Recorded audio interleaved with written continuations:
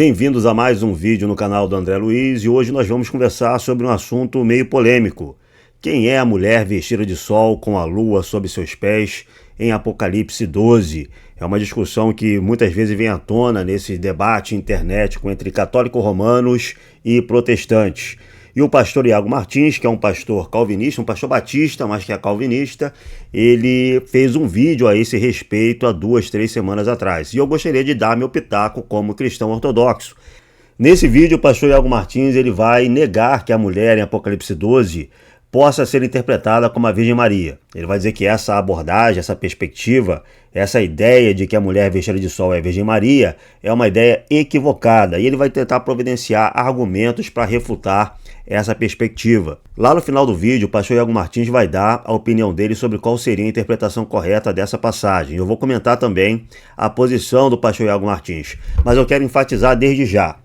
O vídeo dele tem 36 minutos, 28 dos quais são usados para negar a possibilidade de que essa visão faça referência à Virgem Maria. Então está muito claro aí a verdadeira intenção do pastor Iago Martins. É dizer, essa interpretação é possível, mas de jeito nenhum essa visão faz menção a Theotokos, a Virgem Maria. Agora, por que ele faz isso? Na minha opinião, e é uma conclusão a que eu cheguei assistindo vários vídeos dele, o pastor Iago Martins ele tem a tendência a negar toda e qualquer interpretação que venha da Igreja Católica Romana. Tá? Então a Igreja Católica Romana vê na mulher de Apocalipse a Virgem Maria. Então ele se sente compelido, impulsionado a criticar esse tipo de abordagem, porque ele já parte do pressuposto, tá? É algo muito arraigado dentro da concepção, da visão religiosa do pastor Iago Martins. Ele parte da ideia de que a Igreja Católica Romana é uma heresia mariólatra. Tá?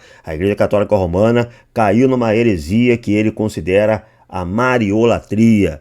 Então, qualquer afirmação da Igreja Católica Romana sobre a Virgem Maria, há uma tendência, eu percebo muito disso no pastor Iago Martins, há uma tendência ele negar a priori. Ele diz, não, isso aí é impossível, porque isso aí vem de uma organização contaminada pela mariolatria. Dizendo de outra maneira, eu percebo um certo ranço anticatólico romano no discurso do pastor Iago Martins. Mas eu vou tentar explicar isso, eu vou tentar esmiuçar isso ao longo do vídeo. Eu ia fazer um vídeo mais elaborado sobre essa questão, mas eu estou muito sobrecarregado nesses dias, nessas semanas. Final de junho, início de julho é um período muito complicado para mim. Eu tenho diversas outras atividades e diversos outros deveres a serem cumpridos nesse período. Então eu vou fazer um react mais tradicional. Eu vou deixar o pastor Iago Martins argumentar e vou fazer meus comentários em cima dos argumentos dele. Eu vou pular algumas passagens do vídeo dele, não tem problema, o vídeo dele está linkado aqui na descrição. Se você quiser acompanhar o vídeo dele inteiro, é só clicar lá e assistir no 2 Dedos de Teologia. Então eu vou fazer, vamos dizer assim, um certo recorte no vídeo dele, mas eu pretendo apresentar os argumentos dele de maneira honesta e comentá-los de maneira honesta a partir de uma perspectiva cristã ortodoxa.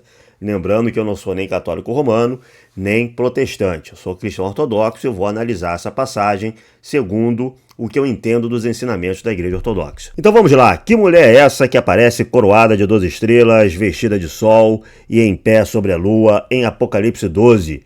Que visão mística e espiritual é essa que o Apocalipse de São João nos apresenta?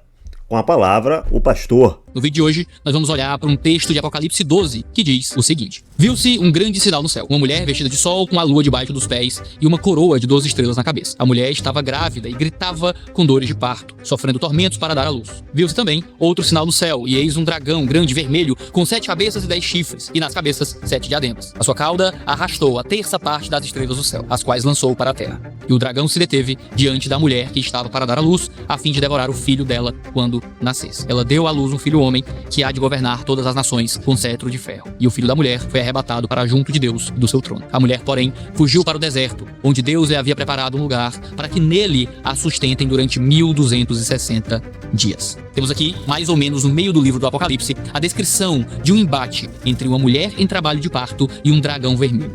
O pastor Iago Martins, ele para a citação dele no versículo 6, mas eu gostaria de citar os versículos subsequentes. Por quê? Porque os versículos subsequentes ajudam a gente a contextualizar, ajudam a gente a entender o que está no início do capítulo. Então vamos ver aqui, vamos ler o capítulo inteiro para a gente ter uma ideia mais abrangente daquilo que está sendo dito por São João, que é o autor do Apocalipse. Depois apareceu no céu um grande sinal, uma mulher vestida de sol, com a lua debaixo de seus pés e uma coroa de 12 estrelas sobre a sua cabeça.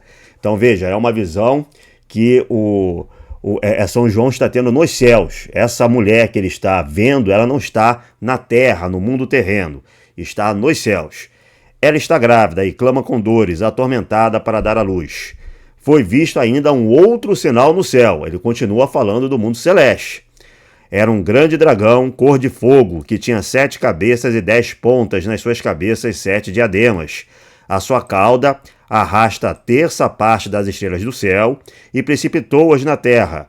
Então esse dragão ele também está no céu, assim como a mulher, e ele joga a terça parte de todas as estrelas no céu na terra. Então o dragão ainda está lá em cima, né? Ele não está na terra. Depois o dragão parou diante da mulher, que estava para dar à luz, a fim de devorar o seu filho, logo que ela o tivesse dado à luz. Ela deu à luz um filho varão, que deve reger todas as gentes com vara de ferro, e o seu filho foi arrebatado para Deus e para o seu trono.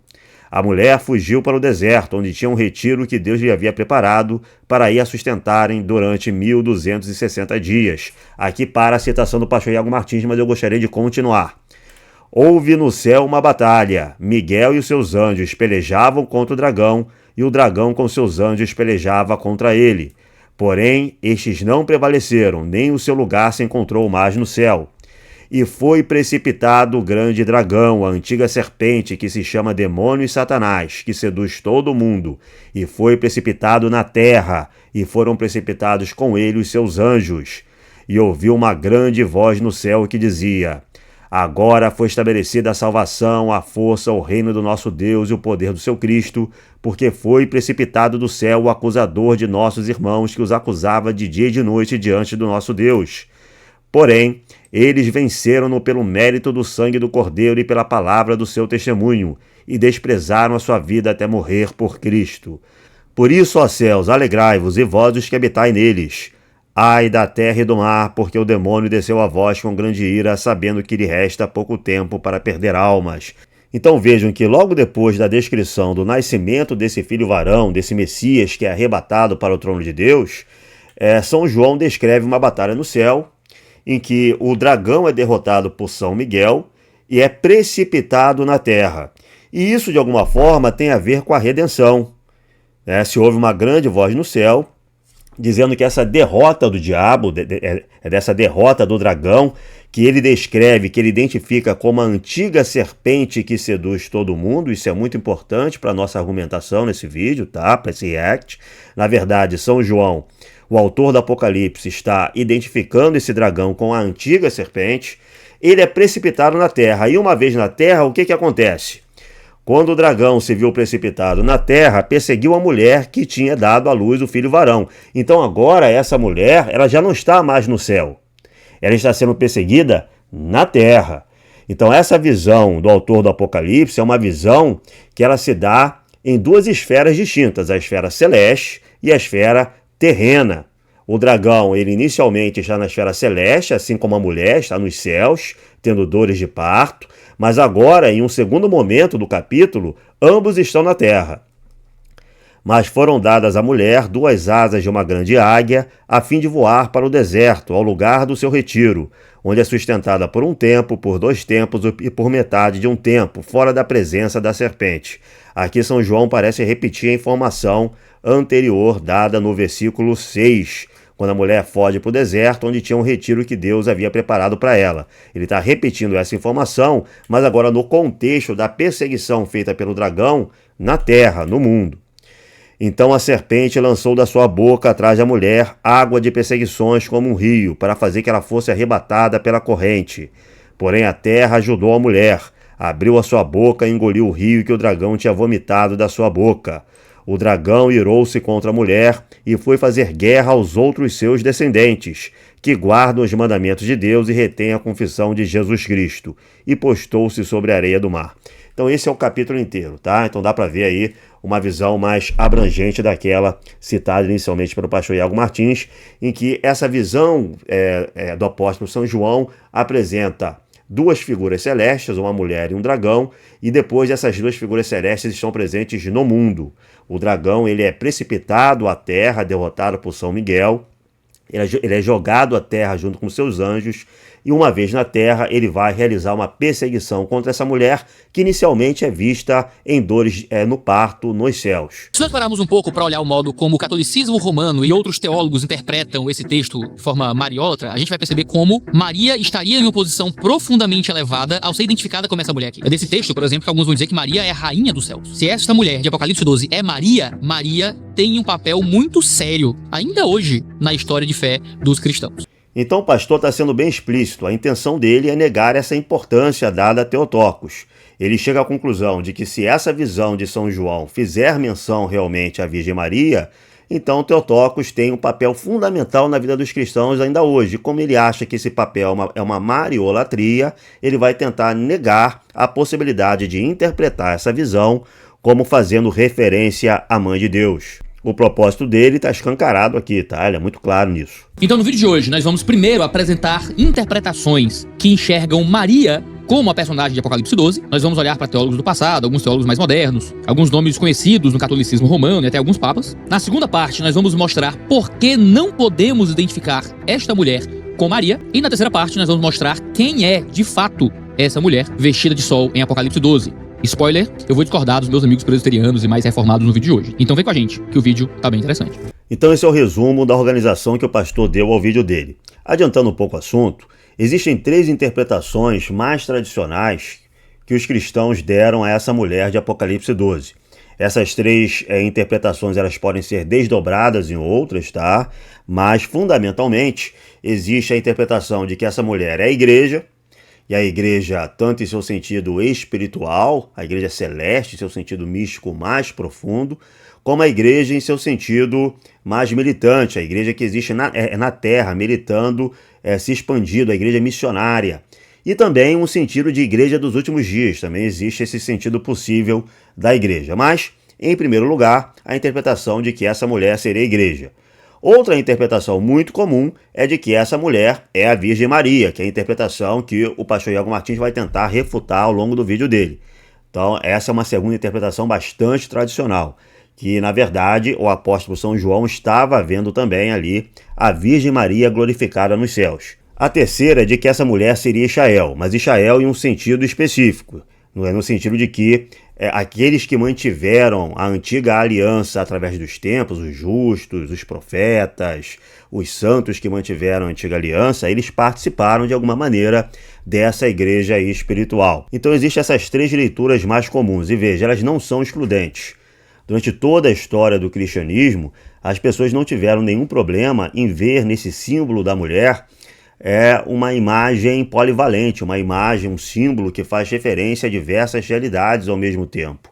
Então a mulher pode ser a igreja, em determinado sentido, mas pode ser também a Virgem Maria e também pode ser Israel encarado de uma perspectiva mais espiritual.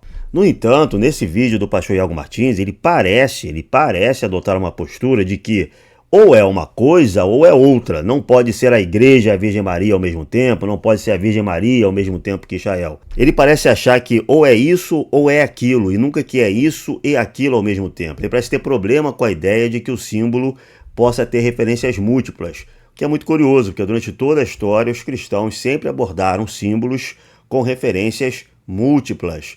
Nós cristãos acreditamos que a antiga aliança inteira, toda a história sagrada descrita no Antigo Testamento, é sombra, é uma indicação de uma realização posterior que seria feita em Cristo e na igreja. Então, por exemplo, é muito comum que os cristãos olhem para as profecias do Antigo Testamento como cumprimentos não apenas na história de Israel, na história do povo hebreu, mas também como indicações da futura vida do Messias, da futura redenção, da igreja. Um exemplo aqui é a famosa profecia da Virgem que daria luz, né? A profecia de Isaías, do profeta Isaías. A gente sabe que essa profecia de Isaías fazia menção a um evento histórico mais imediato.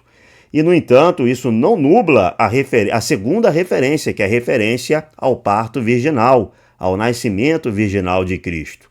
Os cristãos sempre encararam aquelas visões que o profeta Moisés teve no Monte Sinai como fazendo referência não apenas a um tabernáculo estabelecido pelo povo judaico no deserto, mas também a, vamos dizer assim, a futuros elementos da igreja, futuros elementos messiânicos.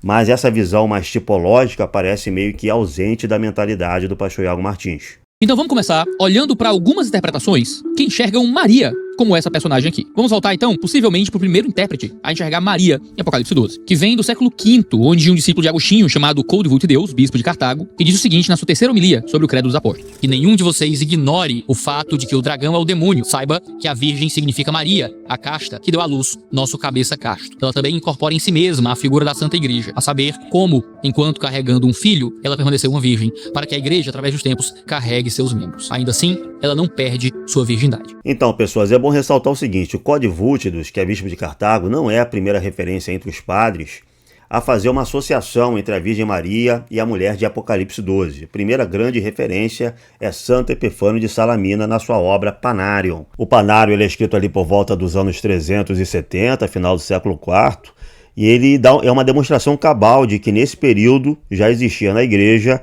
uma leitura, né, de que essa mulher de Apocalipse 12 fazia menção, fazia referência também à Virgem Maria e possivelmente ao destino final da Virgem Maria, porque Santo Epifânio de Salamina está discutindo nesse momento o que teria acontecido com a Virgem Maria, se ela teria morrido, se ela não teria morrido, se ela teria sido assunta aos céus ou não. Então já existia uma interpretação que vinculava essa passagem não só a Theotokos, mas também ao final da vida dela, a Assunção. Perceba que o Codevoutdeus associa a mulher que o dragão persegue a Maria, e por isso Maria é um modelo de castidade para a igreja através dos séculos. Segundo o catolicismo, Maria permaneceu sempre virgem. A virgindade perpétua de Maria representaria a castidade que a igreja deveria exibir em sua profissão de fé. Ou seja, na visão desse autor e dos católicos de modo geral, Maria não é só alguém admirada por sua piedade, que pode ser admirada como outros cristãos fiéis. Ele entende que Maria é o modelo de santidade para a igreja. Na mesma homilia, ele também chama os seus leitores, os cristãos, de santos virgens, em uma associação direta com a Virgem. Mais adiante, ele conclama que os fiéis imitem a mãe do cabeça de vocês e sua esposa. Portanto, há uma mariologia que não é simplesmente uma admiração. Com base no entendimento católico de Codevoutdeus de Apocalipse 12, há uma veneração a Maria que implica em santificação. Existem vários pressupostos aqui na fala do pastor que eu gostaria de comentar. Em primeiro lugar, o bispo Codevoutdeus, ele não identifica na visão apenas a Virgem Maria, mas também a igreja. É bom ressaltar isso, existe uma referência dupla aí. Então, na visão, a mulher de Apocalipse 12 é a igreja e também a Virgem Maria. Em segundo lugar, não são só os católicos romanos que consideram a Virgem Maria sempre virgem. A virgindade perpétua de Theotokos ela é sustentada pela igreja ortodoxa, né? Pelas igrejas orientais não calcedonianas, as igrejas que negam o concílio de Calcedônia, são miafisitas, como, por exemplo, a igreja siríaca, a igreja armênia, eles também sustentam a virgindade perpétua de Theotokos. É sustentada também por Lutero. O Lutero também sustentava a virgindade perpétua de Theotokos, diversos anglicanos, até Calvino sustentava isso, né? Então não é uma coisa apenas católica romana. Essa questão também da castidade, da virgindade como símbolo da santidade, que é algo que incomoda muitos evangélicos hoje em dia, e eu noto esse incômodo também no pastor Iago Martins. Essa questão da virgindade, da castidade como símbolo da santidade é escriturística. Essa associação está nas escrituras. São Paulo, por exemplo, faz essa associação entre a virgindade, a castidade e o processo de santificação. Ele é um dos autores escriturísticos mais claros sobre isso. Os evangelhos fazem essa associação, utilizam a imagem da virgindade, da pureza, da castidade, como uma imagem de santificação. Então essa não é, vamos dizer assim, uma tendência que nasce no bispo de Cartago, no catolicismo romano, séculos depois da vida de Cristo e dos apóstolos. Isso é falso, isso é uma imagem bíblica, uma imagem escriturística e que tem continuidade nos padres do primeiro século. Agora, a conclusão do pastor Iago Martins nessa passagem não está incorreta. Maria não é apenas um exemplo de piedade entre tantos outros exemplos de piedade. A Virgem Maria é realmente o modelo máximo para a vida cristã, um exemplo máximo de santificação. E mais do que isso, na Igreja Ortodoxa há uma intersecção entre a figura da Virgem Maria e a figura da Igreja. Uma interseção que está presente nessa citação do bispo de Cartago, Codevoutdeus. e que está presente também em diversos outros santos padres. Então a Igreja Ortodoxa faz essa sobreposição em determinado sentido entre aquilo que é dito da Igreja e aquilo que é dito da Mãe de Deus. Existe uma correlação muito forte entre a Mãe de Deus e a própria ideia de Igreja. Mas outras formulações acerca disso vêm de teólogos mais recentes. Um outro teólogo católico, Hans Urs von Balthasar, também vê Maria em Apocalipse 12. Ele entende que Maria faz parte de um teodrama e desempenha o seu papel fazendo com que sua existência resida entre os vários estados da natureza humana. Não somente ela pertence à antiga aliança, ao tempo de Cristo e ao tempo da Igreja. Por entender que a virgindade de Maria seria perpétua, ele afirma que a falta de qualquer dano durante o parto parece implicar a falta de qualquer dor durante o nascimento. Muitos pais enfatizam o fato de que, em contraste à antiga Eva, a nova Eva experimente alegria ao dar à luz. Dessa forma, para Balthasar, assim como Jesus é o novo Adão, Maria é a nova Eva. Maria acerta onde Eva erra. E a questão é que é devido a essa associação que ele entende que as dores que a mulher de Apocalipse 12 sente ao dar à luz não são as dores que Maria passaria ao dar à luz a Cristo. Essas dores seriam dores da cruz, interpretadas como um sofrimento tardio das dores que foram tiradas dela no nascimento de Jesus. Portanto, para Balthasar, a Igreja hoje está em luta e encontra sua realização escatológica em Maria. Assim como Maria é a mulher de Apocalipse 12 que sofreu uma ameaça e a perseguição de Satanás, o dragão, seguida de uma preservação no deserto, também a Igreja sofre essa ameaça e perseguição e é preservada por Deus. Seguindo também essa ideia, o teólogo católico Noel Dermot defende que a Igreja atravessa as estradas escuras dos tempos, assim como Maria foi de Nazaré para Belém, carregando Jesus em seu ventre. Ele afirma que no nascimento, Maria é a mãe de Cristo, na crucificação é a mãe do corpo místico de Cristo. Lembrando que essa não é uma concepção católica romana contemporânea. Essa ideia de Maria como a nova Eva, essa é uma ideia da patrística, uma ideia da igreja primitiva, está presente nos padres do século II. Eu vou voltar isso mais para frente, mas a visão de Maria como a nova Eva é encontrada em São Justino Mártir, por volta dos anos 150, e em Santo Irineu de Lyon, 20 anos depois, por volta dos anos 170, 180. Então, em um período muito primevo da teologia cristã, ainda na igreja primitiva, essa visão da Virgem Maria como a nova Eva está presente. Isso não é uma invenção do von Balthasar. É bom deixar isso claro. É interessante notar como esses dois teólogos católico-romanos, o von Balthasar e o Noel Dermont, eles lidam com a ideia dessa mulher de Apocalipse sofrendo dores de parto. Eles dizem que essa mulher é a Virgem Maria, mas a Virgem Maria ela não sofreu dores do parto físico de Cristo. Não é quando Cristo nasceu fisicamente que a Virgem Maria sofreu as dores do parto. A Virgem Maria teria sofrido essas dores na aflição que ela sentiu durante a redenção, durante a paixão, redenção e morte na cruz de Nosso Senhor, Deus e Salvador Jesus Cristo. Ou seja, nessa aflição ela sentiu as dores de parto do corpo místico de Cristo. É o que eles estão dizendo, né?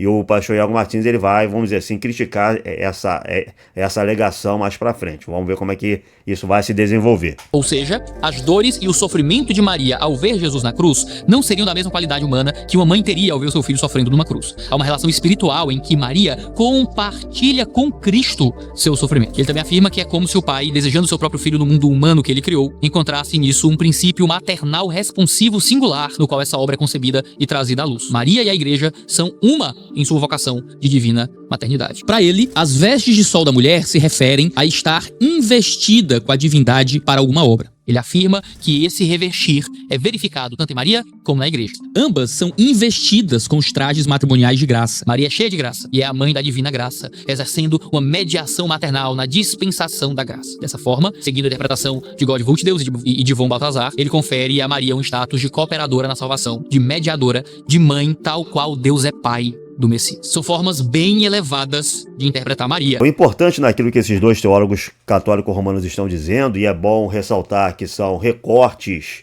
naquilo que dois teólogos católico-romanos contemporâneos estão dizendo, o pastor Iago Martins não está trazendo documentos oficiais da Igreja Católica Romana sobre a Mariologia, ele não está fazendo isso. Então, o importante naquilo que esses dois teólogos estão fazendo é essa sobreposição a que eu me referi anteriormente. A figura da igreja como corpo místico de Cristo está sendo relacionada de maneira muito próxima, de maneira muito íntima, com a figura de Theotokos. Aquilo que se diz de uma, de Theotokos, se diz da outra, da igreja como corpo místico de Cristo. É mais ou menos essa a essência daquilo que eles estão dizendo. Qualquer protestante ouvindo isso diria que essa é a mais profunda idolatria possível. Agora o problema é, por que o protestante diz isso, né? O protestante está correto ao dizer isso? O protestante está correto ao dizer que essa identificação, essa proximidade da figura de Theotokos de um lado e com a figura da igreja de outro lado, essa é uma proximidade idolátrica. Por quê? O protestante ele idolatra a igreja, ele acha que a igreja ela é apenas divina. O que é divino na igreja é nosso Senhor, Deus e Salvador Jesus Cristo. O corpo da igreja ele é humano, certo? Ele não é divino. A igreja é uma realidade teantrópica, é uma realidade teândrica. Ela tem uma contraparte divina, que é a pessoa de Cristo, e tem um elemento humano, que é o corpo de Cristo. Então, não existe assim, uma razão para ver nessa identificação entre Theotokos e a igreja qualquer divinização de Theotokos, porque a igreja não é apenas divina, a igreja é teantrópica, tá? Então, por que os protestantes veem nisso idolatria? Na minha opinião, é uma incompreensão a respeito do cristianismo tradicional, do cristianismo do primeiro milênio, certo? Então, na verdade, o protestante ele tende a ver idolatria nisso daí porque o protestante compreende mal o cristianismo. Daí você pode se perguntar, ora, se Maria é o que a igreja se tornará, e a igreja é a noiva de Cristo, Maria seria simbolicamente a mãe e a noiva ao mesmo tempo? Bom, você pode achar que é uma pergunta tosca que eu tô fazendo, mas o Donaghy responde isso, ele diz sim. Ele diz que pode ser uma infelicidade para aqueles cujas mentes não estão em sintonia à delicada unidade na variedade e variedade na unidade do amor divino e humano. Todo amor perfeito inclui em si, pelo menos em potência, toda outra possibilidade de verdadeiro amor. Que Maria seja primeiramente Mater Christi não exclui totalmente, no seu caso, o belo título de Sponsa Christi. A perfeição de um implica na perfeição do outro, pois ambos são simples formas de amar e o amor é um. Na encíclica Fulgens, o Papa Pio XII declarou que 1954 seria um ano mariano. Essa é uma designação da Igreja Católica para celebração e reverência a Maria. A justificativa teológica do Pio XII foi de que Maria seria revestida de uma perfeita inocência da alma preservada de toda mancha, com um corpo virginal glorificado, que teria estado com seu filho unigênito na luta contra a serpente infernal. Assim, juntamente com ele, participou do glorioso triunfo sobre o pecado e suas tristes consequências. Quando lemos sobre essa luta contra a serpente infernal, há uma clara alusão a Gênesis 3:15 e Apocalipse 12. Portanto, a associação de Maria com a mulher de Apocalipse 12 levou a autoridade máxima da Igreja Católica no momento a declarar um ano dedicado à veneração de Maria. O Papa João Paulo II também promoveu um ano mariano pela encíclica Redemptoris Mater. O ano de 1987 seria voltado à veneração de Maria. Esse Papa, Maria, é a mulher vestida de sol que participa maternalmente naquele duro combate contra os poderes das trevas, que se trava ao longo de toda a história humana. Ele usa expressamente qualificações redentivas para se referir a Maria, chamando ela de Santíssima e de Excelsa Filha de Sião, que ajuda a todos os seus filhos, onde quer que vivam e como quer que vivam, a encontrar em Cristo o caminho para a casa do Pai. O termo Santíssima também é utilizado pelos cristãos ortodoxos para fazer referência à Mãe de Deus. Eu estou inclusive aqui com uma camisa, ó, Santíssima Theotokos, né? Nós falamos Panagia e Filha de Sião. Filha de Sião também é uma expressão que nós usamos inclusive em cânticos litúrgicos da Igreja Ortodoxa para fazer referência à Mãe de Deus.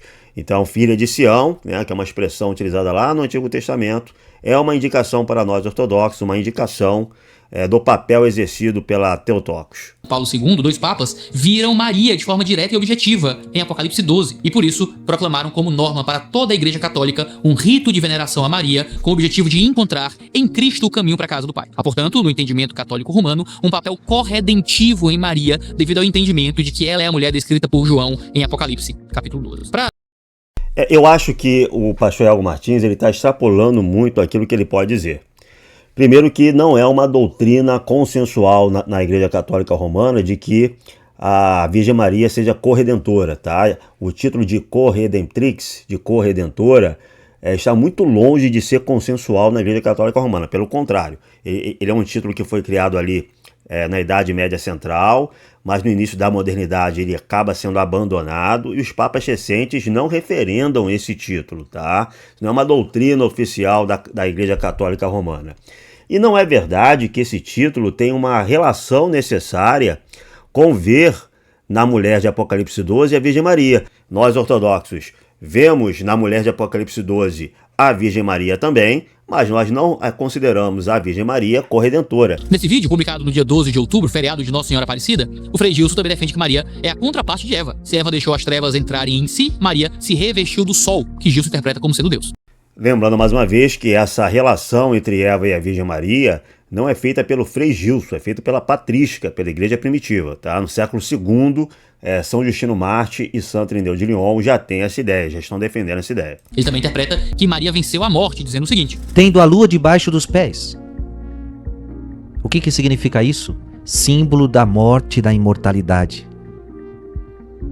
Maria é associada à vitória sobre o pecado e a morte. Nas suas palavras, Maria nunca se deixou contaminar pelo pecado. Ele reforça a doutrina católica da Imaculada Conceição, ou seja, que Maria foi concebida sem pecado. Além disso, Maria não teria cometido pecados em vida. Por causa disso, ela não poderia morrer e assim teria vencido a morte. Mais uma vez, o pastor Iago Martins me parece que está extrapolando aquilo que ele pode dizer sobre a doutrina católica romana. A doutrina católica romana não afirma que Maria não pode morrer. Ou seja, um católico romano ele pode acreditar na Imaculada Concepção e pode acreditar também que a Virgem Maria morreu antes de ser assunta aos céus. Eu, como cristão ortodoxo, não acredito na Imaculada Concepção, deixando claro. Eu vou falar disso mais pra frente. Mas essas descrições que o pastor Iago Martins está fazendo sobre as crenças católico-romanas não me parecem tão precisas assim. Ele parece estar construindo um espantalho, isso não é muito correto. Você tem que, mesmo quando você discorda do outro, você tem que apresentar a posição dele de maneira precisa, né? Senão a gente cai assim em uma certa desonestidade na apresentação daquilo que o nosso interlocutor está falando. Depois dessa descrição, que não foi tão precisa assim, o pastor Iago Martins começa a sua tentativa de refutação dessa interpretação que vê na mulher de Apocalipse 12 a Virgem Maria. Então vamos acompanhar a argumentação dele. Existem muitos problemas com essa identificação direta de Maria com a mulher de Apocalipse 12. Primeiro, existem motivos textuais em Apocalipse 12. E existem outros motivos teológicos, que são argumentos de apoio que os católicos muitas vezes usam lendo esse texto. Então, vamos primeiro olhar para Apocalipse 12 exegeticamente, vamos depois olhar para argumentos de apoio que os católicos usam. Em primeiro lugar, a gente tem um problema na identificação de Maria com essa mulher, porque o período em que essa mulher é perseguida não é um período passado, mas é um período futuro, falando de uma provação que ainda viria dentro do registro de Apocalipse,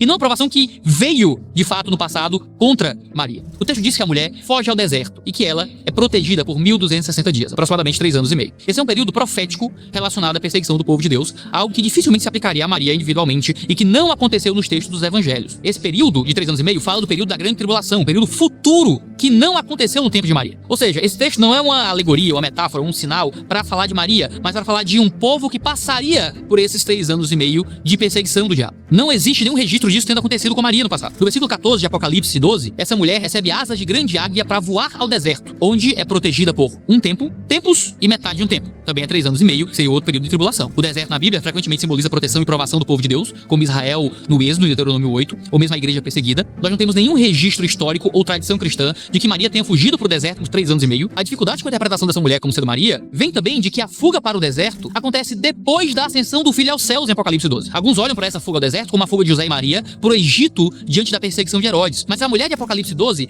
primeiro tem o filho arrebatado aos céus e depois tem o seu tempo de fuga no deserto. O que não acontece com Maria em nenhum registro do Novo Testamento e em nenhum momento da tradição da igreja posterior. Não existe nenhuma fuga de Maria ao deserto depois que Cristo é morto, ressurreto e assunto aos céus. A fuga de Maria junto com sua família acontece depois do nascimento, não depois da ascensão. Existe um problema de ordem cronológica claramente estabelecido aqui. Bom, o único problema sério aqui é a tentativa do pastor Iago Martins de negar que o símbolo possa se referir a múltiplas coisas ao mesmo tempo, que é aquele problema que eu falei logo no início desse react. Não existe nenhuma impossibilidade desse símbolo estar se referindo à perseguição da igreja nos últimos dias, à perseguição que a igreja sofria no próprio tempo em que o autor de Apocalipse estava escrevendo, e também a eventos da vida da Santíssima Virgem Maria. Vamos lembrar que após o nascimento de Cristo, o pastor Iago Martins ele comenta isso nessa passagem, logo após o nascimento de Cristo, Herodes tenta matar o Salvador. Ele envia soldados para matar os inocentes em Belém, os santos mártires de Belém. E São José e a Santíssima Virgem Maria têm de fugir para o Egito, onde eles vão ficar escondidos de Herodes durante algum tempo. Então existe sim um evento biográfico relacionado a isso. Quanto à questão cronológica, me parece que o pastor Iago Martins ele não nota que esse capítulo de Apocalipse ele está falando de eventos celestes e de eventos terrestres ocorrendo de maneira quase que simultânea. Ele não está preocupado em uma cronologia exata. Isso fica muito claro na leitura do capítulo. Em primeiro lugar, o autor está se referindo a uma mulher que está nos céus vestida de sol e que está tendo dores de parto nos céus e que está sendo perseguida por um dragão também celeste que está arrastando a terça parte das estrelas. O filho nasce, é arrebatado para o trono de Deus e a mulher é levada para um retiro no deserto. Mas logo depois, o autor ele fala de uma batalha em que o dragão é derrotado, ele é precipitado na terra, e aí na terra ele vai estabelecer a perseguição à mulher que tinha dado à luz o filho varão. E aí o autor do Apocalipse, São João, ele repete o tema, falando que a mulher ganha 2 asas de uma grande águia a fim de voar para o deserto ao lugar do seu retiro. Então ele está falando de eventos que são vistos de maneira concomitante nos céus e na terra, não está preocupado com uma cronologia exata. Até porque o texto fala de uma criança que é arrebatada para o trono de Deus logo depois de nascer. Não fala da criança crescendo, se tornando um homem, pregando, sendo crucificado, morrendo, ressuscitando e só aí ascendendo para o trono de Deus. Não. A mulher dá à luz um filho varão, que deve reger todas as gentes com vara de ferro, e a criança, o filho, essa palavra aqui representa criança em grego, o filho é arrebatado para Deus e para o seu trono. Então o pastor Iago Martins está exigindo uma cronologia exata de eventos de uma visão espiritual que não está exatamente preocupada com isso. O verso 2 descreve essa mulher sofrendo dores de parto. E eu quero que você escute isso bem. Dores de parto. Na teologia católica, Maria é considerada livre das consequências do pecado original, por causa da doutrina da Imaculada Conceição. E, portanto, tradicionalmente se ensina que ela não teve dores no parto de Jesus. Se Maria é isenta do sofrimento da queda, então a referência às dores de parto seria inconsistente com a doutrina mariana. Agora veja, por isso que os teólogos católicos tentam interpretar esse sofrimento não como o sofrimento do parto de Cristo, mas como um sofrimento da morte de Cristo na cruz. Mas é uma referência completamente absurda. O texto está falando de dores de parto. E como é que essa dor de parto não é referência ao parto? Você tem uma mulher grávida com dor de parto, mas a dor de parto não é do parto. A dor de parto é a morte de Cristo na cruz. E eles têm que criar uma correlação altamente inapropriada ao que está estabelecido na passagem para tentar fazer essa mulher se encaixar com Maria. Uma mulher sofrendo dores de parto representa Maria, que não sofreu dores de parto. Porque essa dor de parto dessa mulher é um símbolo à dor da morte do filho, e não um símbolo ao parto. Se o texto não tem nenhum significado contido nele, eu posso criar uma correlação com o que eu quiser, no fim das contas. O pastor Iago Martins comete nessa passagem erros que chegam a ser surpreendentes. Não existe um vínculo necessário entre o dogma da Imaculada Concepção e a crença de que a Virgem Maria não teve dores de parto. Os cristãos ortodoxos não acreditamos na Imaculada Concepção e, no entanto, nós sustentamos que a Virgem Maria não sofreu dores de parto. Não há um vínculo entre as duas coisas. E para complicar ainda mais, existem teólogos católicos romanos que, obviamente, sustentam o dogma da Imaculada Concepção, são católicos romanos, mas não acham problemático acreditar que a Virgem Maria sofreu dores de parto. Então vejam que o pastor Iago Martins está confundindo as bolas aqui. Então, mais uma vez me parece que o pastor Iago Martins não está sendo preciso, não está sendo exato, não está sendo honesto na descrição daquilo que seus interlocutores estão dizendo, porque ele dá a entender que esses teólogos católicos romanos estão tirando essa alegação do nada.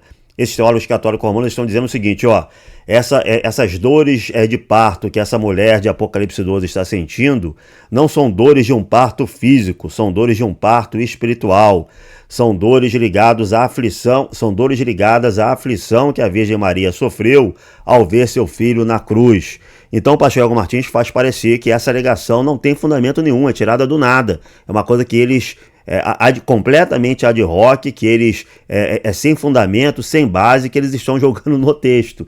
E não é bem assim. Essa é uma impressão que ele está passando sobre esses teólogos e que é uma impressão falsa. A gente tem que lidar com aquilo que esses teólogos estão dizendo. Essa imagem das dores de parto significando aflição por causa da redenção, por causa da morte de Cristo na cruz, é uma imagem que é fornecida pelas Escrituras. Esses teólogos católicos romanos estão fundamentados no texto bíblico. Que texto bíblico? O Evangelho de São João. São João, o mesmo autor do Apocalipse, escreveu um evangelho.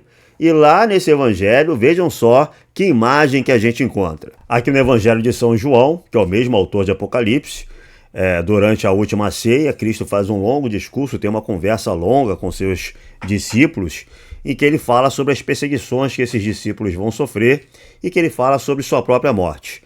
Eu disse-vos estas coisas para que não vos escandalizeis. Lançar-vos-ão fora das sinagogas, verá tempo em que todos os que vos matar julgarão prestar culto a Deus. Procederão deste modo, porque não conhecem nem o Pai nem a mim. Ora, eu disse-vos estas coisas para que, quando chegar esse tempo, vos lembrei de que vos disse. Não vos disse isto, porém, desde o princípio, porque estava convosco. Agora vou para aquele que me enviou, e nenhum de vós me pergunta, para onde vais? Mas, porque vos disse estas coisas, a tristeza encheu o vosso coração. Então ele está falando de uma perseguição futura à igreja, e está falando que ele vai para o Pai, e que a tristeza encheu o coração dos discípulos, porque ele disse que ele vai para o Pai.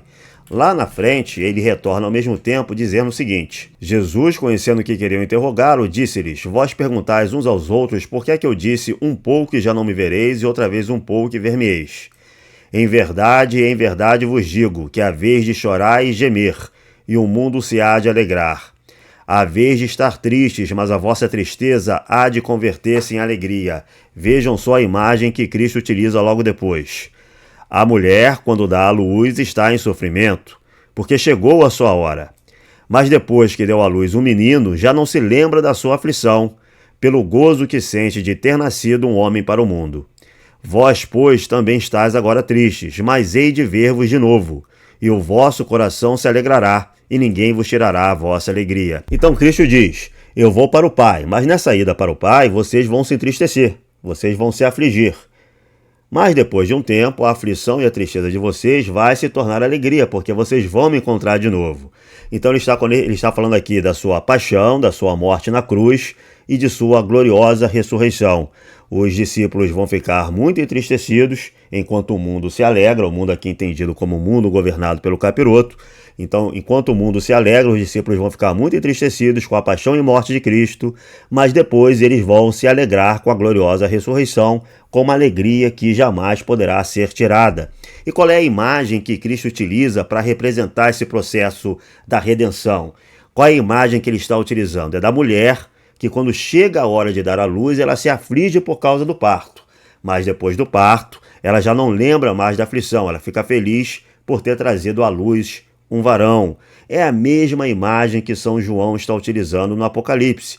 Ele utiliza no Evangelho, na verdade ele descreve Cristo utilizando essa imagem no Evangelho, e depois nessa visão espiritual em Apocalipse nós temos o mesmo símbolo. Então esses teólogos católicos romanos não estão tirando isso do nada, tá? Eles estão se referindo a um texto das Escrituras que foi escrito pelo mesmo autor espiritual, foi inspirado pelo mesmo autor espiritual, né, o Espírito Santo, e que foi escrito pelo mesmo autor humano. São João, que escreveu o Evangelho, escreveu o quarto Evangelho, é o mesmo autor do Apocalipse. Para não restar dúvida, repetindo a visão que São João teve em Patmos. A mulher está grávida e clama com dores, atormentada para dar à luz. E dá à luz um filho varão, que vai reger todas as nações com vara de ferro.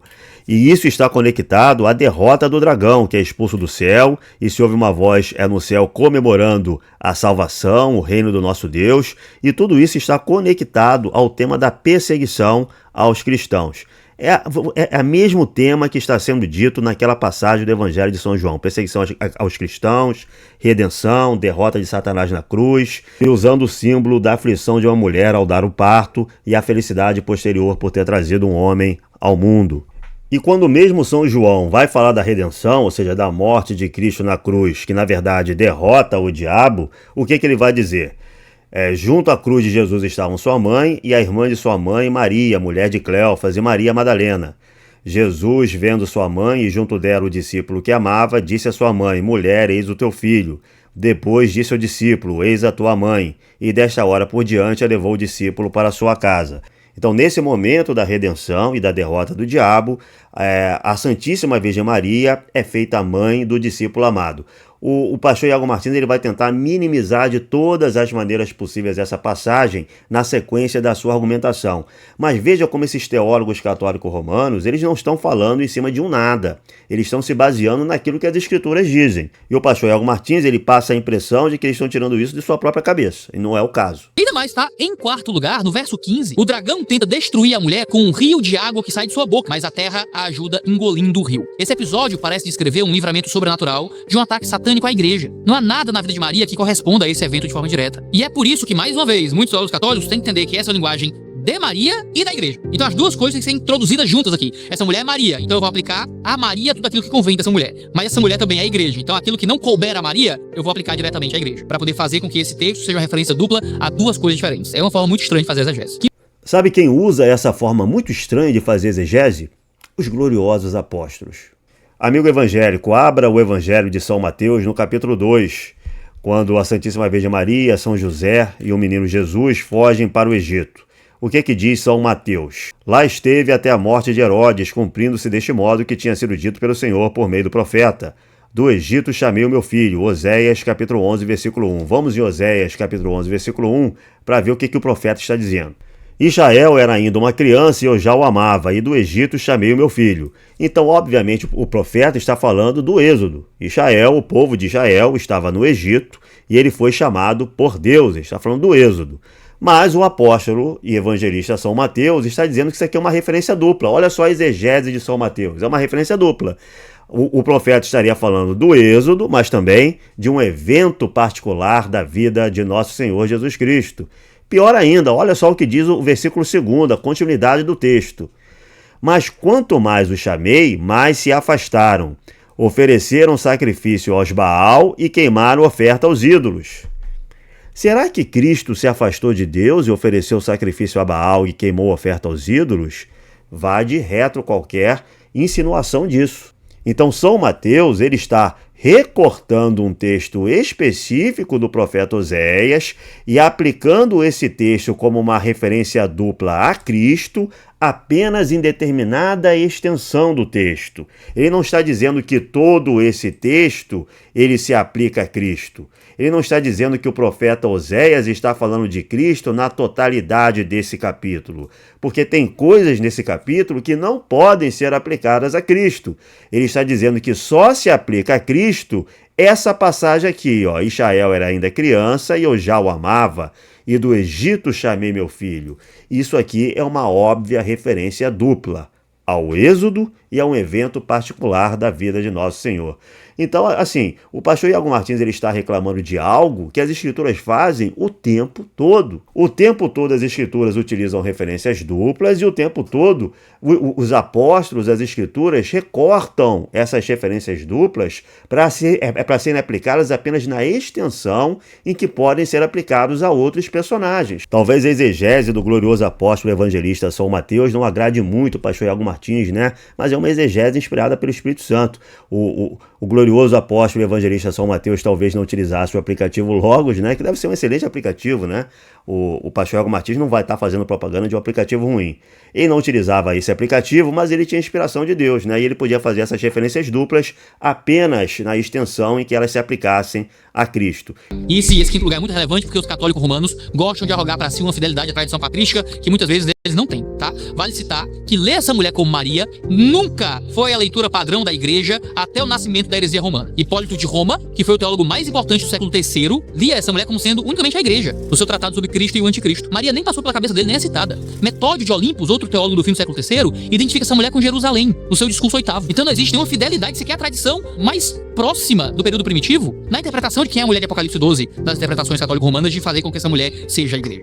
Eu acho esse argumento uma graça, porque fica parecendo que se houvesse um padre do século III, um santo padre do século III, fazendo essa interpretação da mulher de Apocalipse como a Virgem Maria, fica parecendo que o pastor Iago Martins ia aceitar numa boa, e dizer, não, realmente tem padre do século III fazendo essa interpretação, então essa interpretação está correta. Quando a gente sabe que existem padres do século II, né, fazendo uma associação entre a Virgem Maria e a nova Eva, e o pastor Iago Martins não aceita, né? Então, esse tipo de argumento que ele está usando é um argumento, assim, furado. Existem padres no século IV dando testemunho de que existe essa interpretação. Por que o século III é primitivo e o século IV já não é mais, né? Não existe nenhum sentido nesse tipo de avaliação desse recorte cronológico que ele quer fazer. Um outro argumento que é muito usado como um argumento de apoio para falar de Maria como essa mulher nos céus é o texto de João 19:26, onde Jesus conclama João a cuidar de sua mãe. É um texto que muitos interpretam que Jesus estaria dizendo que Maria agora é mãe de todos os cristãos, mãe de toda a igreja. Por isso seria essa rainha dos céus, essa mulher de Apocalipse 12, que exerce esse papel de estar sobre toda a igreja, exercendo um papel divino. Mas o texto não fala disso. O texto fala unicamente da nova relação que há entre membros do seu povo. Jesus chama João para cuidar de sua mãe, e só isso. E de novo, adotar uma doutrina de maternidade universal de Maria por causa de um versículo que talvez nem seja tão claro, advém de um pressuposto que já está muito bem estabelecido na cabeça do intérprete. É olhar para o texto impondo uma tese ao texto. A relação que Jesus estabelece aqui entre João e Maria é a mesma relação que ele já falou anteriormente, quando ele disse, em verdade lhes digo que não há ninguém que tenha deixado casa, irmãos, irmãs, mãe, pai, filhos ou campos por minha causa e por causa do evangelho, que não receba já no presente 100 vezes mais casas, irmãos, irmãs, mães, filhos e campos com perseguições, e no mundo por vir receberá a vida eterna. Ou seja, quando você se converte, você recebe 1000 mães. Quem são essas 1000 mães? São 1000 Marias? Não, é uma relação agora em uma nova familiaridade dentro do seio da igreja. Agora as senhoras viram minhas mães, os colegas ali viram meus irmãos, os mais novos viram meus filhos. Existe uma nova família. É uma exegese bizarra, né? É feita aqui pelo pastor Iago Martins. Realmente ali é uma nova família.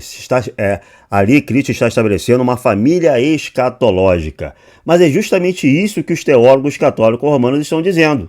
Ou seja, ali existe o parto, na hora da redenção, existe o parto do corpo místico de Cristo, dessa nova família escatológica. E nessa nova família escatológica, o papel de mãe, Cristo estabelece na Virgem Maria. Ele poderia fazer com Maria Madalena, ele poderia fazer com Maria de Cleofas, que segundo o quarto evangelho estava ali também aos pés da cruz.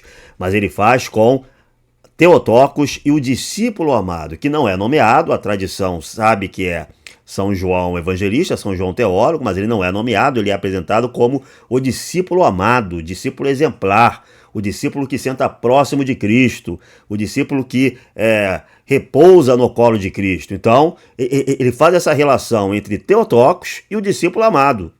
Ele poderia chamar Maria Madalena ali, Maria mãe de Cleófas, e falar, vocês agora são todas as mães do discípulo amado, né? Mas não faz nada disso. Então, na verdade, o pastor Iago Martins está dando uma de João sem braço para não ver a óbvia correlação entre as duas passagens de São João. A passagem lá na Santa Ceia, quando Cristo proporciona a imagem da mulher em aflição pelo parto, com a redenção e com a gestação do seu corpo místico, de sua família escatológica, e com o momento da redenção, onde essa família escatológica está sendo estabelecida, o corpo místico de Cristo está sendo estabelecido, esse momento ali aos pés da cruz, em que a Virgem Maria é estabelecida como mãe do discípulo amado. A relação é muito clara e remete, de fato, a essa visão espiritual que São João teve em Patmos dessa mulher glorificada nos céus e em dores de parto, pronta para dar à luz ao regente de todas as nações. Então aqui o pastor Iago Martins, dando uma de João sem braço, ele está proporcionando uma outra correlação muito inapropriada e que não dá conta daquilo que está acontecendo ali. A relação que se daria aqui entre Maria e João não é muito diferente da que nós estabelecemos com outros cristãos nas igrejas que congregamos. Paulo mesmo escreveu que devemos tratar as mulheres mais velhas como mães, em 1 Timóteo 5. Um outro argumento que é usado para entender que Maria é a mulher de Apocalipse 12 é vê-la como a descendente da mulher a que Deus se refere em Gênesis 3,15. Essa interpretação é mais absurda, porque ao longo de todas as profecias do Antigo Testamento, a redenção do povo de Deus é atribuída ao Messias e a mais ninguém. A promessa feita a Eva é restabelecida com Abraão, e a própria Bíblia nos diz claramente, ora, as promessas foram feitas a Abraão e ao seu descendente. Não diz e aos descendentes, como falando de muitos, porém como falando de um só, e ao seu descendente, que é Cristo. Paulo deixa claro que a promessa se cumpre em Jesus, não se cumpre em Maria. Paulo também escreve que é Jesus que despoja os principados e as potestades, publicamente os expôs ao desprezo, triunfando sobre eles na cruz. Não fala sobre Maria despojando as forças espirituais ou Maria vencendo o dragão. Não há um único versículo da Bíblia que possa ser usado para dizer que Maria é quem esmaga a cabeça da serpente por ser descendente de Eva. Eu acho que aqui o pastor Iago Martins ele cria uma série de espantalhos, tá? Na verdade, o principal aí é a correlação que existe entre Eva e a Santíssima Virgem Maria nessas passagens. Se a gente volta ao texto de Apocalipse, a gente vê que esse dragão que está sendo arrojado dos céus, ele é a antiga serpente. Aqui está dito de maneira muito clara, e foi precipitado o grande dragão, a antiga serpente, que se chama demônio e Satanás, que seduz todo mundo. Foi precipitado na terra. Ora, essa antiga serpente é a serpente de Gênesis 3.15 e 17. Porém, inimizades entre ti e a mulher, e entre a tua posteridade e a posteridade dela. Ela te pisará a cabeça e tu armarás traições ao seu calcanhar. Então é óbvio que existe aqui um tema de inimizade entre Eva e a serpente, entre a mulher e a serpente, e entre a posteridade da mulher e a posteridade da serpente, um tema que é repercutido mais uma vez nessa visão de São João em Apocalipse, onde o dragão está em inimizade com a mulher e onde o dragão está em inimizade com o descendente, com a posteridade da mulher. E esse tema também tem ecos em São Paulo. Segunda Epístola aos Coríntios, capítulo 11. São Paulo está dando assim um pito nos Coríntios, mas vejam só a imagem proporcionada por São Paulo. Tenho por vós um zelo de Deus, porquanto desposei-vos para vos apresentar como virgem pura a um único esposo, a Cristo. Mas temo que assim como a serpente seduziu Eva, assim sejam corrompidos os vossos pensamentos e se apartem da simplicidade a respeito do Cristo. Então, de um lado, você tem São Paulo comparando a alma dos cristãos preparados a uma virgem pura. Veja que esse tema da virgem pura, da virgem casta, representando uma pessoa preparada a se desposar com Cristo. Isso é um tema que está nas próprias Escrituras, como eu disse lá no início. Então São Paulo está dizendo, vocês, meus discípulos, foram preparados com uma virgem pura, uma virgem que vai desposar Cristo, vai se tornar um em carne com o próprio Cristo. E ele está contrapondo essa ideia à de Eva, que foi seduzida pela serpente. Então, de um lado, Eva seduzida pela serpente, e de outro, a Virgem pura, preparada para desposar Cristo. Os santos padres, que vão chamar a Virgem Maria de Nova Eva, eles estão meditando sobre essas passagens das Escrituras, sobre Gênesis, sobre as Epístolas de São Paulo, sobre o Evangelho de São João, sobre o Apocalipse de São João. É por isso que Santo Inácio de Antioquia, em suas epístolas, vai dizer que existem 3 mistérios que foram ocultos às vistas do diabo. 3 mistérios em que todo cristão deveria meditar. Um deles a virgindade de Maria, outro deles a descendência, a posteridade da Virgem Maria. O terceiro, a redenção. Olha só os 3 mistérios conectados aí. E vamos ver como o Santo Irineu de Lyon trabalha essa comparação entre a Virgem pura e Eva. Da mesma forma, encontramos Maria, a Virgem obediente, que diz: Eis a serva do Senhor, faça-se em mim segundo a tua palavra. E em contraste, Eva, que desobedeceu quando ainda era virgem. Como esta, ainda virgem, se bem que casada, pela sua desobediência se tornou para si e para todo o gênero humano causa da morte, assim Maria, tendo por esposo quem lhe fora predestinado e sendo virgem, pela sua obediência se tornou para si e para todo o gênero humano causa da salvação. Então me parece que Santo Irineu de Lyon, ele considera assim que a Virgem Maria coopera na salvação. Assim como Eva, seduzida pelo diabo, cooperou para a queda, a Virgem Maria, obediente a Deus, coopera para a redenção, se torna causa da salvação. Lembrando que esse contraste entre a Virgem pura que desposa Cristo e Eva seduzida pelo diabo é um contraste que está nas epístolas de São Paulo. Lembrando também que o tema de Gênesis, da inimizade entre a mulher e a serpente, está referenciado no próprio capítulo 12 de Apocalipse. Da mesma forma, o nó da desobediência de Eva foi desatado pela obediência de Maria. E o que Eva amarrara pela sua incredulidade, Maria soltou pela sua fé. Embora Maria seja distintamente cheia de graça, dentre todas as mulheres, por ter carregado o Messias, ela é chamada assim porque foi escolhida para ser a portadora do Filho de Deus, não por mérito, mas por graça. Muitos fazem parecer que Maria carregou o Cristo no ventre pela sua própria qualidade, por ser uma mulher especial, mas Maria é chamada de cheia de graça. Graça é favor imerecido, graça não é alcançada por obras. Paulo vai dizer que a graça é oposta às obras. Como um tipo de fé, Maria é escolhida para receber Jesus, por uma escolha graciosa de Deus, não por um mérito dela, não porque ela tinha qualidades necessárias para isso, mas porque Deus, por misericórdia, entrega a ela essa missão. Bem-aventurada é Maria. É talvez a mulher mais importante da história da humanidade. Então aqui começam as contradições do pastor Iago Martins, né? Ele tenta negar durante todo o momento qualquer coisa especial na Virgem Maria, ele tenta rebaixar a Virgem Maria como apenas um exemplo de piedade entre outros tantos.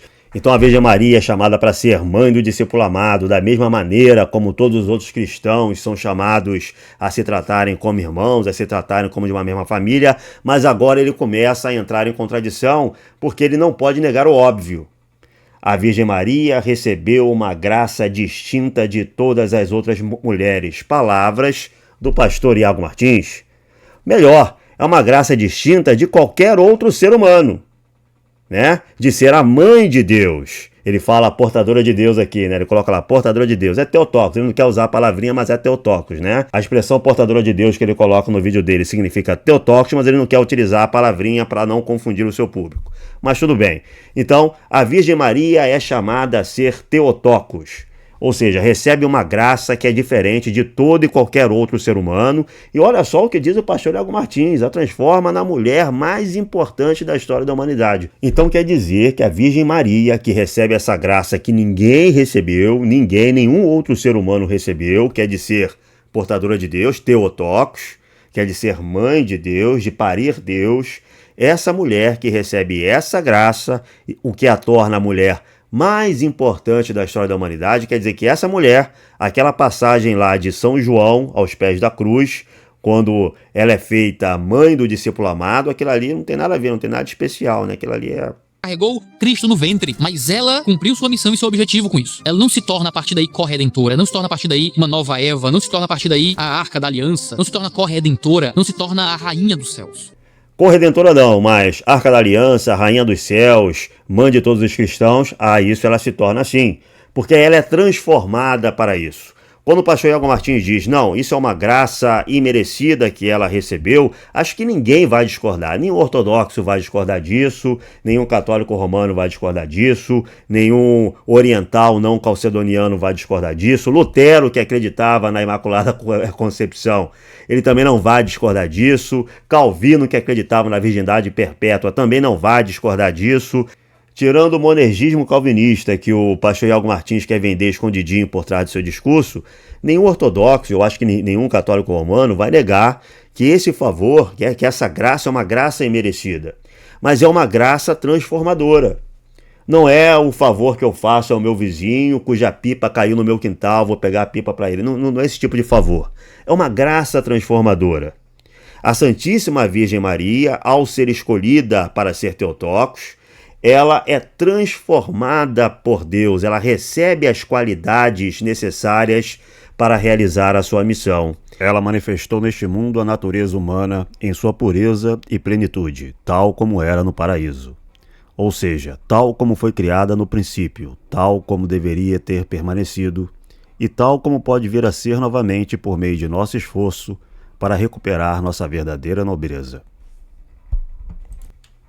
E veja o que diz Santo Irineu de Lyon.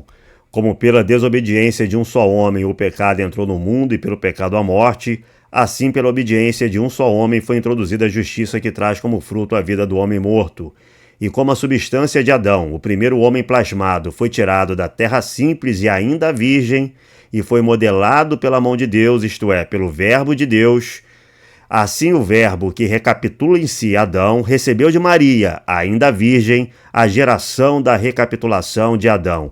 Aqui a comparação feita por Santo Irineu de Lyon é de Adão, plasmado da terra virgem pela mão de Deus, e Cristo, plasmado por Deus do corpo e do sangue da Virgem Maria. A Virgem Maria é a terra virgem da qual é plasmado o corpo e o sangue do novo Adão. Vamos ver como Santo Atanásio de Alexandria explica isso em sua obra da Encarnação do Verbo. Eu vou traduzir aqui para vocês.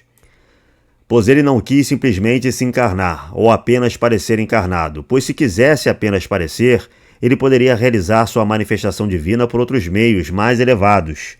Mas ele assume um corpo semelhante ao nosso, e não apenas isso, mas um corpo proveniente de uma virgem imaculada e sem mancha, que não conheceu o homem, um corpo limpo e verdadeiramente puro de qualquer relação com homens, pois sendo ele mesmo poderoso e criador de tudo, prepara o corpo na Virgem como um templo para si mesmo, fazendo dele seu próprio instrumento, nele se manifestando e nele habitando. Então o corpo da Virgem Maria é transformado no templo de Deus. Isso aí ajuda a explicar porque santos como São Gregório e Palamás vão dizer que o corpo da Virgem Maria é mais puro do que a alma dos santos. Essa transformação não é uma transformação passageira. A Virgem Maria se transforma perpetuamente em templo de Deus. Ela é santíssima. Como diz o apóstolo São Pedro em sua epístola, o cristão é chamado a participar da natureza divina, da physis de Deus. Ou seja, ele é chamado a participar de atributos de Deus. Existem atributos de Deus que são participáveis ao homem através de Cristo. É isso que significa ser santo. É isso que possibilita que o homem seja santo. O homem se une fisicamente, naturalmente a Deus. Existe uma união ontológica, uma transformação não apenas moral, mas uma transformação física, psicossomática. O homem se torna superior ao primeiro Adão, porque ele agora está vinculado, ele está atado, ele está unido à natureza do novo Adão. E quem é a pessoa humana que realiza primeiro esse estado e de maneira plena? É a Virgem Maria, justamente porque ela é agraciada com Deus com o fato de ser Theotokos, de ser portadora física, de ser mãe de Deus em um sentido e que nenhuma outra pessoa humana será, certo? E essa é uma transformação derradeira, não é uma transformação, acabou, ela pariu Deus e acabou, agora nós Agora, ela é um exemplo de piedade entre outros. Não, ela foi completamente santificada. Então, no fim das contas, quem é essa mulher? Já falei que ela não é Maria, mas é quem? A resposta mais comum no meu movimento teológico entre reformados é que essa mulher representa a igreja. É uma leitura, cá entre nós, muito melhor do que a diversa figura como sendo Maria. Até católicos argumentam que tem algum elemento da igreja aqui. Mas eu também acho que essa é uma leitura com alguns problemas. O principal problema é que essa mulher é quem gesta Jesus e traz ao mundo esse Cristo por meio de um parto. Essa não parece ser uma característica da igreja. Além disso, a igreja surge aqui como parte dos filhos dessa mulher no verso 17. Eu absolutamente reconheço o mérito teológico dessa leitura, mas eu acredito que isso não representa exatamente o que o texto estabelece aqui. É muito complicado que a igreja apareça como um personagem derivado dessa mulher e a mulher seja ela também um símbolo dessa igreja. Pra mim isso não é respeitar direito a simbologia aqui. Não existe problema nenhum com essa simbologia. Bom, em primeiro lugar, a igreja ortodoxa, ela vê primariamente nessa mulher, em Apocalipse 12, a igreja. A igreja é realmente a referência principal que está colocada nessa passagem de Apocalipse. É primariamente a igreja e é também a Virgem Maria, tá? E não existe esse problema nessa interpretação que o pastor Iago Martins está levantando aqui. Porque uma coisa é a igreja glorificada nos céus, a igreja em sua dimensão espiritual como corpo místico de Cristo.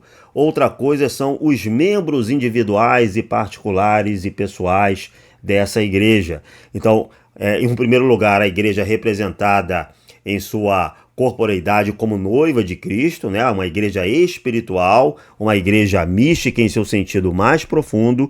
E, em segundo lugar, são apresentados os filhos dessa igreja, as pessoas que são incorporadas continuamente a essa igreja através dos tempos, através da iniciação cristã. Então, uma coisa é a igreja, outra coisa são os membros específicos e particulares desse corpo que é a igreja. E sim, essa igreja, em sua figura espiritual mais profunda, ela é anterior, inclusive, a Pentecostes. Então é papel da igreja, sim, parir Cristo em determinado sentido. Se a gente lê a literatura cristã primitiva, da igreja primitiva, como, por exemplo, a segunda epístola de São Clemente, bispo de Roma, né? Hoje seria chamado de Papa. Então, São Clemente, bispo de Roma, em sua segunda epístola, escrita lá por volta do ano 100 e pouquinho, ele vai dizer o seguinte... Traduzindo aqui o que São Clemente disse: portanto, irmãos, se fizermos a vontade de Deus, nosso Pai, seremos da primeira igreja, que é espiritual, que foi criada antes do sol e da lua. E não suponho que vocês ignorem que a igreja viva é o corpo de Cristo, pois a Escritura diz: Deus fez o ser humano, homem e mulher. O homem é Cristo e a mulher é a igreja. E os livros e os apóstolos declaram claramente que a igreja não surgiu agora pela primeira vez, mas existe desde o princípio, pois ela era espiritual, como também nosso Jesus era espiritual, mas foi manifestada nos últimos dias para que ele nos salvasse. Ora, a igreja, sendo espiritual, foi manifestada na carne de Cristo, mostrando-nos assim que se alguém de nós aguarda na carne e não a profana, a receberá novamente no Espírito Santo, pois esta carne é a cópia e a imagem do Espírito. Então, para São Clemente de Roma, a igreja existe desde o princípio, desde antes da criação do sol e da lua. É uma igreja espiritual. Essa igreja na eternidade que São João está vendo em Patmos, tá? Essa igreja espiritual que existe antes do sol e da lua. E só depois da encarnação de Cristo é que ela se manifesta de determinado modo, de maneira missionária, sacerdotal, em Pentecostes. Essa visão que São João está tendo em Patmos é a visão dessa igreja espiritual, que, através da encarnação de Cristo, ela se torna também uma igreja presente na terra de maneira mais explícita, tá? Mas essa igreja espiritual, que existe desde o princípio, está em dores de parto para dar luz a Cristo. E pela correlação entre a igreja e a Santíssima Virgem Maria, que é a carne assumida e transformada por Cristo em sua encarnação, por essa correlação, essa imagem, essa visão de São João é também Theotokos. É muito estranho você ter o símbolo de um elemento que está no texto como um personagem diferente. Por isso que eu acredito que a leitura que melhor respeita não apenas todo o contexto de Apocalipse, mas o próprio texto de Apocalipse 12, é que essa mulher é um símbolo para Israel. Eu tenho alguns motivos para pensar assim. Primeiro, todo o contexto aqui está ligado à perseguição dos gentios aos judeus, como lido no capítulo anterior de Apocalipse. Esse sinal nos céus vem como manifestação daquilo que é dito nos versos 1 e 2 de Apocalipse 11, quando diz que os gentios iriam pisar a cidade santa por 3 anos e meio, mas que os judeus seriam protegidos. Os mesmos 3 anos e meio da perseguição de Satanás a essa mulher. O texto fala que essa mulher seria protegida da perseguição do dragão pelo período de 3 anos e meio também, o que cria uma relação entre esses dois elementos. O contexto, então, fica muito claro. Essa mulher representa esses judeus em perseguição. Em segundo lugar, a mulher está vestida do sol, ter a lua debaixo dos pés e uma coroa de 12 estrelas é uma imagem que remete a Gênesis 37, 9 a 11,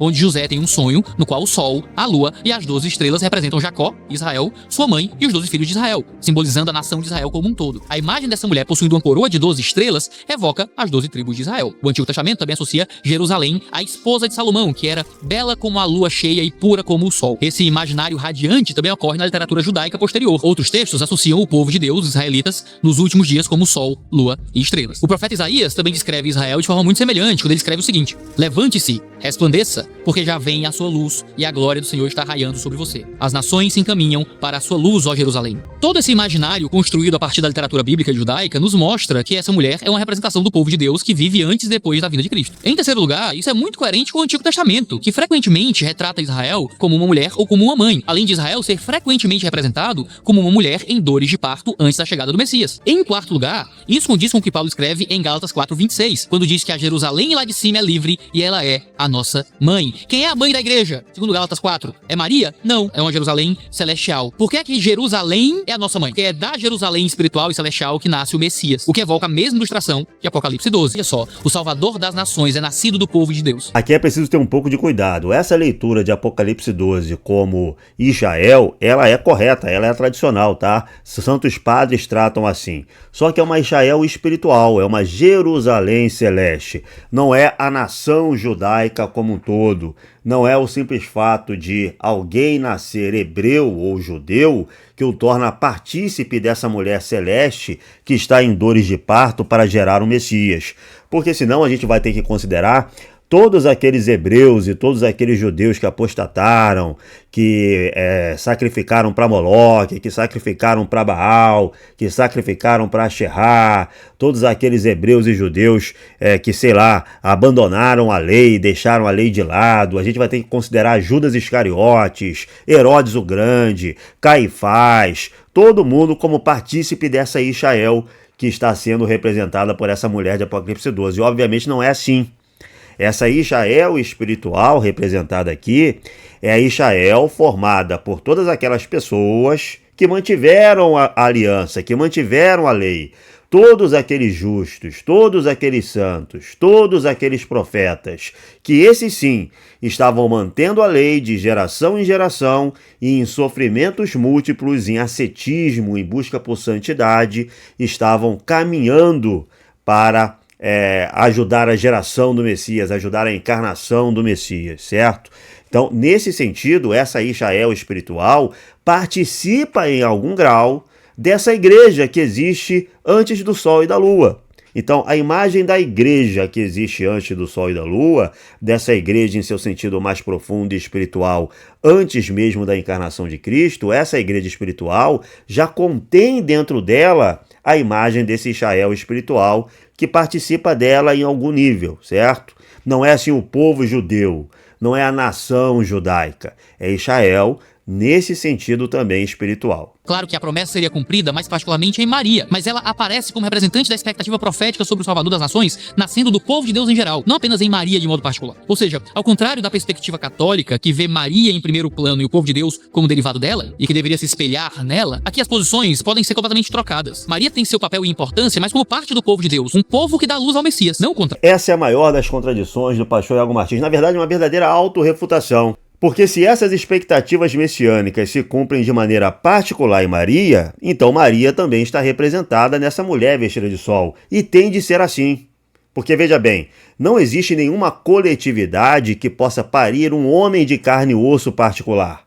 Se a gente diz que Cristo encarnou, ele foi um homem particular, andando em determinada região do planeta, que tinha um nome, que atendia pelo nome de Jesus de Nazaré, se a gente diz que Cristo encarnou, então a gente não pode dizer que aquelas referências vistas, aquelas imagens vistas por São João em Patmos, eram apenas coletividades e símbolos abstratos. Um povo em geral, ele não consegue parir um homem específico, certo? É necessário uma mulher em específico para parir um homem específico.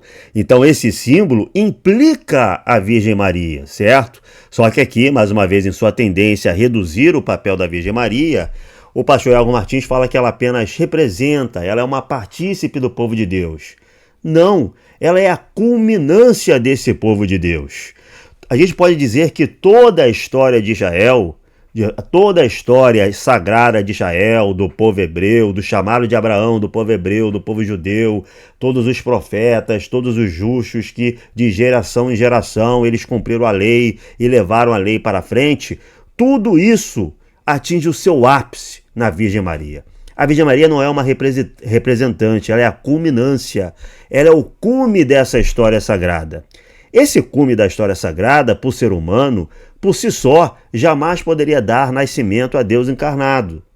Foi necessário o chamado divino, foi necessário que ela fosse transformada pela graça divina, a fim de que a carne e o sangue dela fosse transformada na terra virgem, de onde o Verbo plasmaria o novo Adão, certo? Mas, ainda assim, ela é o encontro da antiga e da nova aliança. Ela é o ápice da antiga aliança e o início da nova aliança, da qual nós somos descendentes, nós somos nascidos, né? Nós temos um nascimento espiritual, um novo nascimento na iniciação cristã, na igreja. E a Virgem Maria é o encontro dessas duas realidades. É isso que explica o metropolita Hieroteus Vlacos de Anafipactos. A Virgem Maria tinha a plenitude da graça, recebida da plenitude de graças de seu filho, antes da concepção, durante a concepção e depois da concepção. Antes da concepção de Cristo, a plenitude de graça era perfeita. Durante a concepção de Cristo, era mais do que perfeita. E após a concepção, era perfeitíssima, segundo São Nicodemos, o agiorita. Dessa maneira, a Virgem Maria era virgem em corpo e alma, e a virgindade física dela é superior e mais perfeita do que a virgindade das almas dos santos, que é alcançada através da energia do Espírito Santo. E veja, tudo isso é por graça divina, cooperação da própria Virgem, porque todos nós cooperamos com a graça divina. Quer dizer, o pastor Iago Martins não acredita nisso porque ele é monergista, né? Não é porque as escrituras digam, mas é porque ele é monergista, ele projeta a sua teologia calvinista no texto bíblico. Mas a Virgem Maria é perfeitíssima por graça divina. Ela cooperou com a graça divina, mas por graça divina ela é perfeitíssima. Desejando criar uma imagem da totalidade da beleza e da bondade e manifestar claramente ao homem e aos anjos o poder de sua arte, Deus criou um ser sumamente bom e belo. Ele reuniu nela todo o bem visível e invisível que foi distribuído entre as demais criaturas quando da criação do mundo, e a tornou ornamento de todos os seres. Ou antes, fez dela uma síntese universal de todas as perfeições, divinas, angélicas e humanas, boas e belas, e a beleza suprema que adornava ambos os mundos. Erguida do túmulo e tirada da terra, ela alcança o céu e o transcende, unindo aqueles que estão no alto com aqueles que estão abaixo, e abarcando todos na maravilha que foi realizada nela. Desta forma, ela era no início um pouco menor que os anjos, como está escrito, referindo-se à sua mortalidade. Mas isto apenas serviu para engrandecer sua preeminência em relação a todas as criaturas. São Gregório Palamás, homilia da Dormição de Theotokos. Então, diante disso, quem é a mulher de Apocalipse 12? A minha leitura é o povo judeu. Não é o povo judeu, é uma Israel espiritual que manteve a antiga aliança, aquelas pessoas de Israel que mantiveram a antiga aliança e por isso participaram da igreja que existe desde o princípio, antes do sol e da lua.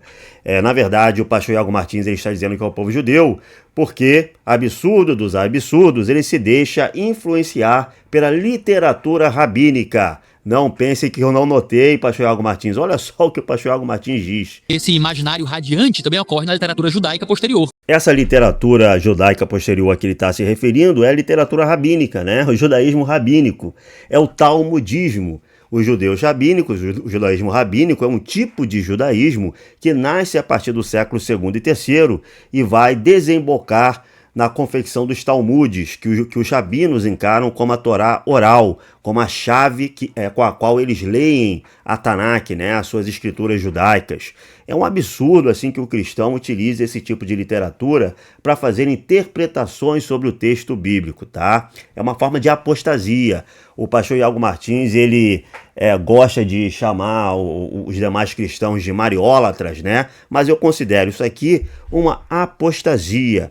Essa mesma literatura judaica posterior vai dizer que a Santíssima Mãe de Deus Deus era uma adúltera, que Cristo era um feiticeiro que aprendeu magia no Egito, que foi muito bem assassinado, condenado à morte e que agora está no inferno, e que os santos apóstolos praticavam orgias. Essa mesma literatura judaica posterior que o pastor Iago Martins está utilizando como chave de leitura do Apocalipse. Sejam apóstatas da fé cristã, não chame os outros de mariólatras enquanto apostatam da fé cristã.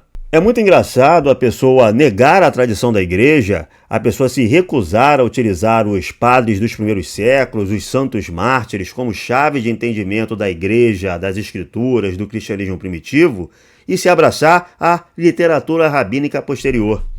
Então, se São Justino Marte e Santo Irineu de Lyon, eles chamam a Santíssima Virgem Maria de Nova Eva, isso não vale. O que vale é o que está escrito pelos rabinos que chamam Cristo de feiticeiro. Qual é a lógica disso? É a lógica da apostasia. Então, o pastor Iago Martins e os amigos evangélicos que o seguem têm que tomar todo o cuidado ao chamar os outros de mariólatras, para não saber se, com isso, não estão também apostatando da fé cristã. Porque a Santíssima Virgem Maria é tudo isso e muito mais. Ela é mãe de Deus, ela é Theotokos, ela é cheia de graça, ela é perfeitíssima e santíssima, ela é a raiz da imortalidade, ela é a rainha dos céus, ela é a mãe do discípulo amado, e ela é a mulher de Apocalipse 12, vestida de sol, coroada de estrelas e com a lua sob seus pés. Ela é verdadeiramente aquela virgem pura que se torna esposa de Cristo e que é modelo de santificação para todo cristão. Ela é a terra virgem da qual o corpo de Cristo foi plasmado, corpo do qual todos nós queremos participar. Em certo sentido, a Virgem Maria, Theotokos, é a igreja. E para terminar, eu vou fazer uma citação de São Nicolau de Cabazilhas em uma de suas homilias sobre a Virgem Maria. Ela é a causa de toda beleza e magnificência, e de tudo aquilo que a humanidade honra com hinos. Todo louvor deve ser atribuído a ela. Na verdade, deve-se até considerá-la como a causa da nossa própria existência como seres humanos. E não apenas isso, mas foi também por causa da bem-aventurada Virgem que o céu e a terra, o sol e todo o universo vieram a existir e alcançaram bem-estar.